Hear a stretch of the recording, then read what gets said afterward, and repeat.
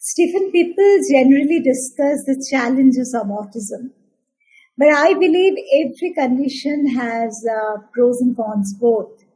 Could you please share with us the pros and cons of life with autism? I'll be glad to share with you all the pros and cons of being autistic in a non-autistic world. And I think one of those pros and cons, and we can address them both at the same time, has to do with the widely varying skill set that is characteristic of autism. It's not often discussed in the diagnostic procedures and when we discuss the diagnostic characteristics of autism, but that is the extremely widely varying skill set that we tend to have. So if we go way back to when I was 4 years old, and where I was found by my parents taking apart watches with a sharp knife, and my parents promoting this interest, which perhaps could lead to employment as a watchmaker, watch repairman, repairing other devices. And I could be very successful in this area had my trajectory turned out differently. Relatedly, what is so interesting to consider is how could I have the fine motor control to take apart a watch, not even using the right tools, but using a sharp knife? And then where did that fine motor control go when it came to penmanship? Like so many of us on the autism spectrum, I am a penmanship disaster area. One of the worst experiences I could have in school would be to walk into a room with a paragraph on the board. Because for the average elementary and even middle school student, what that meant is that you were probably going to have to copy it down. And it would take me all class period to get through just a few words where everybody else had finished and gone to recess. You could talk to an occupational therapist and learn about a number of neurological explanations for this situation.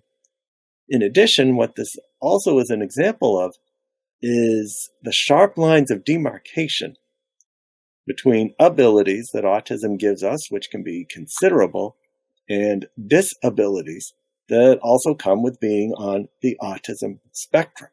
So it's this widely varying skill set that if we can understand and then put to use in terms of focusing on strengths and focusing on abilities of autistic individuals, then we have the real possibility of that person becoming a regional, national, or international expert on a particular subject.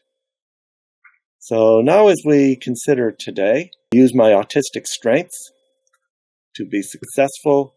I believe being autistic helps me in terms of arranging material and organizing material in a way that my students can understand and learn from.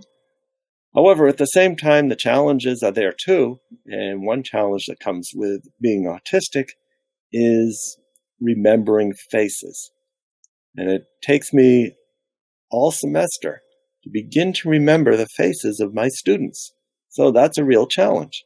However, I've come up with some accommodations for that, such as having students put name tents on their desk.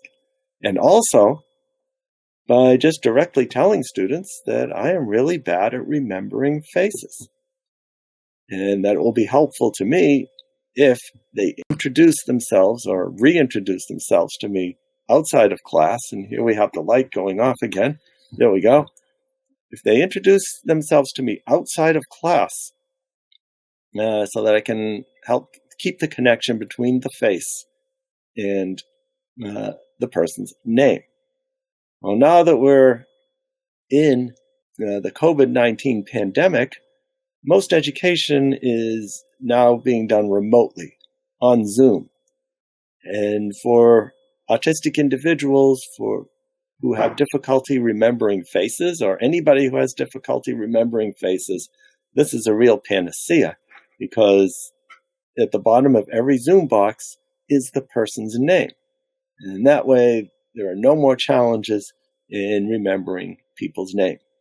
We are transitioning back to in-person teaching, which means it's back to trying to remember faces and name tents, but at least I have this accommodation to help work through this.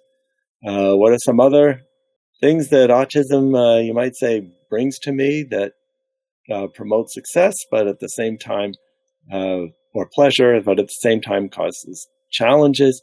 Have visual sensitivities. For example, many autistic people perceive fluorescent lights like you perceive a strobe light.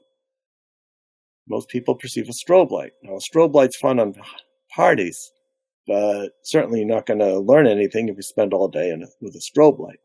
For me, my visual sensitivity is recessed lighting fixtures, lights that hang down from the ceiling. Being under one of those is probably like looking into a spotlight for many other people.